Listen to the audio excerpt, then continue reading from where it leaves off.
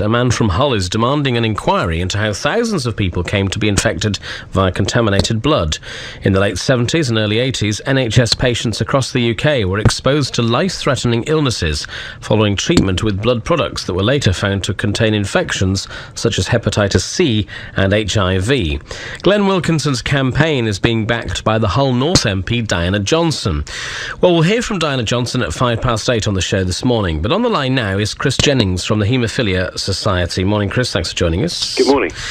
If there were to be an inquiry, what exactly would that achieve then, do you think? Well, I think the main purpose of an inquiry into the tragedy of contaminated blood would mean that we could look very closely at the reasons for the disaster. So far, it's pretty shameful that successive governments have not held a public inquiry into the contaminated blood disaster. It would be, I think, a public acknowledgement by the government that to look into the events that created the disaster and to really show the mistakes that were made during that period and why such a terrible disaster occurred, which caused the deaths of over 2,000 people. Yes, I mean, you call it a disaster, but as you say, over 2,000 people died. Quite how bad was it at the time then? It was devastating for the haemophilia community. I think it's estimated between 85% and 90% of those people with haemophilia treated in that period were infected with hepatitis C, and a quarter of those were also infected with HIV. And we know that over 900 of the people who were infected with HIV died in a very short period in the early 80s. Now, of course, the community is still continuing to suffer because of the effects both of HIV and also of hepatitis C, which is a long-term condition which has a hugely chronic impact on the person infected. Diana Johnson, the Hull North MP, taking the case up. She's got a debate in the House of Commons. What do you hope for from that debate then? Well, we're certainly hoping that we can highlight the issues around the contaminated blood disaster.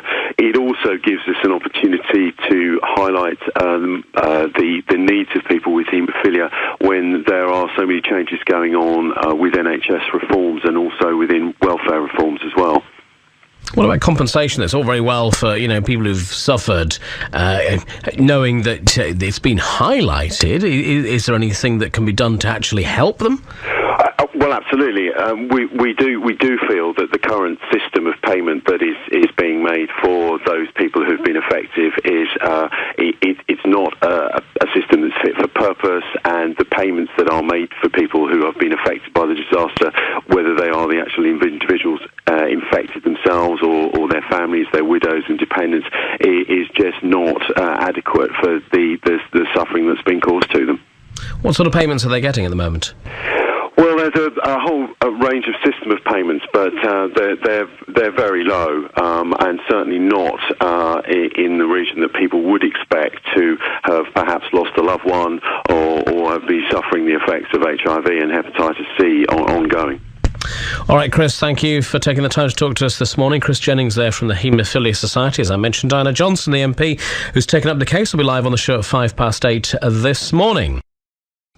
I mentioned a few moments ago, and it's our main story this morning, just on another topic, that the Labour MP for Hull North, Diana Johnson, is raising the issue in Parliament of trying to get a better deal for those who've been infected through contaminated blood back in the late 70s, early 80s through NHS treatment. Have they been unfairly treated? I mean, do you back what Diana Johnson's doing here? Well, I certainly think this is an issue that needs to be kept under constant review. It's been discussed repeatedly over the years. What I think the argument is the extent to which payments are made in the absence of anyone proving fault. That principle's been accepted, but then it becomes the question of how much, and that's a continuing debate. Frankly, the problem with the subject is that no amount of money is ever going to solve the problem for the individual people who were caught up in this tragedy. Thank you for your time this morning. Stephen Dorrell MP there, who chairs the Health Select Committee. A campaigner from Hull is calling for a better deal for those infected through contaminated blood. Glenn Wilkinson's call is being backed by the Labour MP for Hull North, Diana Johnson, who's raising the issue in Parliament today. Glenn, who contracted hepatitis C during a dental operation at Hull Royal Infirmary, wants a full investigation into what happened. If we had a full judicial inquiry implemented by a government, the ability to compel MPs and ministers to attend and give evidence, and to apportion blame where blame has been seen to be done, then that would give us the answers we want, I think, at the end of the day. Well, the MP Diana Johnston's on the line now. Good morning. Good morning. What are you hoping for by raising this in Parliament? Well, I want the opportunity really to speak to the Minister directly and to say there's two parts to this really. There's the issue about haemophilia and about the treatment that haemophiliacs receive at the moment, and making sure that the good treatment that there is around the country is maintained, because there's a lot of concern with the changes to the NHS that are happening that might not be the case in the future. But secondly, Glenn's point about these people who've received contaminated blood products and the treatment that they've received in terms of financial support, because a lot of them can't work anymore, but also various other things. I want to raise this because I'm really concerned that these people are getting a raw deal. And one of the things I'm particularly worried about are the changes to the Welfare Reform Bill, that people who've had contaminated blood products, who've got Hep C or HIV, are going to be disadvantaged by the changes in the Welfare Reform Bill. And I think a lot of the general public would think that that's not fair. These people have suffered enough and shouldn't be put through further suffering with these changes.